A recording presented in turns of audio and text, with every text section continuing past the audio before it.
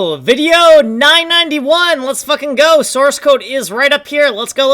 Okay, in the ALLBASE function section, we have function ALLBASE unit test main. We got some monkey wrench macros here. We got some more monkey wrench macros. Don't fucking type these things. They're fucking wrong. We got an explanation as to why we do what we do, but we don't have time to look at that. Okay, constant R13 to geometry bomb and fata data pixel index. Oh, that's fucking wrong too, and we have an explanation. It's not general to specific. We don't want to write it this way. We want to write it room index converted to data pixel index, specifically data pixel index for geometry, bomb, and fata. And these are shorthand references to these lookup tables right here. Data belonging to geobase, bombbase, and fadbase.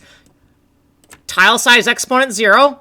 Room index goes in, data pixel index goes in. Where is the top left corner of our cluster of 1x size tiles for geometry, bomb, and fata for the central level pack? That is what this lookup table is about. Okay, so we have the data pixel index for geometry, bomb, and fata, and then we also have a cross-checking value, calculated geometry, bomb, and fata. We want to make sure that this equals this, this equals this, this equals that equals that, right?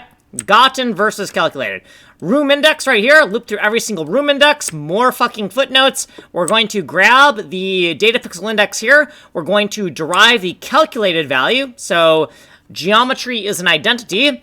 Bombs are over to the right, so we have to seek by 64 because the memory for every single tile layer is in a 64 by 64 cluster when we're talking about 1x size tiles.